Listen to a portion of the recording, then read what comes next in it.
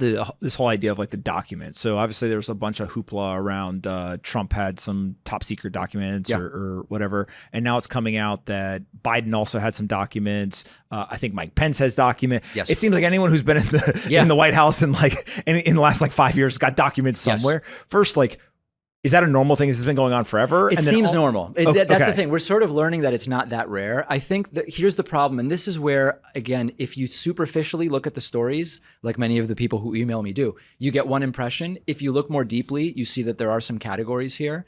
One issue is there overclassification in general? Like, does the US just classify too many things where some of the things that were kept by these people shouldn't actually have been classified? Fair question. They were classified, so let's put that aside for a moment.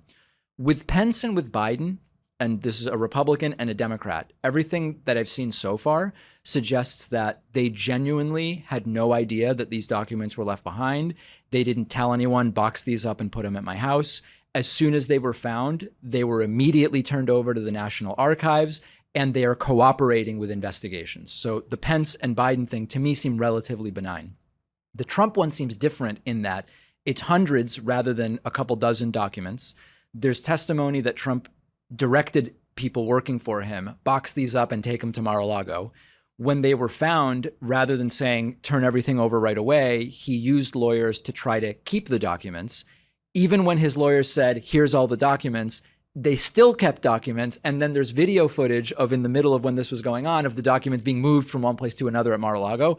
So it seems like there's a couple categories here, but it does seem, I would wonder, are there secretaries of state where some documents were left behind? It wouldn't strike me as super unusual, but there seems to be like a deliberate effort to what Trump did that these other guys did not do. Can I tell you what my reaction was as I like started to see all this? And again, like coming from somebody who cares less about like the partisan politics. Yeah. I was like, man, they're using a lot of paper. Like, like in the business world, like I mean, yeah, we still use paper, but like a lot of stuff is digital. And I think I was just blown away by like how many boxes of documents and folders and like it just seemed like such an archaic way of like conducting day-to-day activities. Yeah. And I was like, guys, just get a fucking iPad. But you know what the reason why they don't have I mean, it's for information security reasons. Of course. You know, they put these things in a room, everybody's got to leave their phones, you can look at it, and then that's it. But it just seemed like that was like literally like my like uneducated elementary view at first was just like,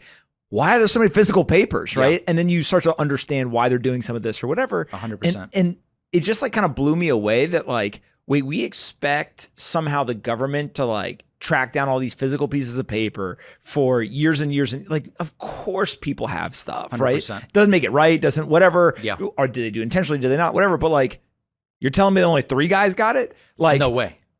Obama, sorry, man. But like, you probably got some stuff, right? Bush, you probably got some stuff. Like, and it could be like, from what this classification thing, I guess is like, sometimes they just, if they don't know, they just stamp it and like, hey, this is classified as something, but it could be like directions to get to, you know, lunch, right? Or I don't think that it would be that, but I mean, I think if you're going to meet a specific person, like, so I was seeing something online, which was like things that you actually don't think are that important, like directions to lunch, could be completely innocent. But if it's involved in a top secret investigation or there's a specific person or whatever, all of a sudden it's part of this like package. Right. So it ends up getting in there. Now, I don't think anyone at least has said that they believe these individuals are going through the packets and like taking out the benign information, right? And like, let me leave the important stuff and take this other stuff. It's more of just like, there's a box of documents or there's a folder of documents or whatever. And so really important stuff and really not important stuff are all kind of boxed up together. Yeah.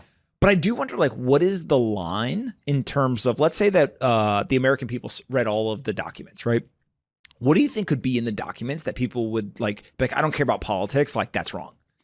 It's wrong to have the documents, or what's being done? What's in the documents is like deemed so bad that somebody took it. So like if the nuclear codes, right, were on the documents, I think people would be like, oh, those are like the actual codes. We probably shouldn't have those floating around. Like, I don't care what side of the aisle you're on. Like, that's bad. Yep. Now, as you kind of go down that list of things and get closer and closer to like non-material benign stuff, like where do you think the line is where people would be like, oh, I can't believe that those are just floating around out there. See, I think it's less about I can't believe that they're floating around, but a lot of these documents relate to ongoing operations. They could expose individuals that are working in areas where they are not known to be working because there's either diplomatic cover or other types of cover. For me, it's less about, oh, Trump had a document he flushed about aliens. It wouldn't be that type of shock, but they would be things that would just interfere with the operations of government, either clandestinely or in terms of diplomatic or foreign policy.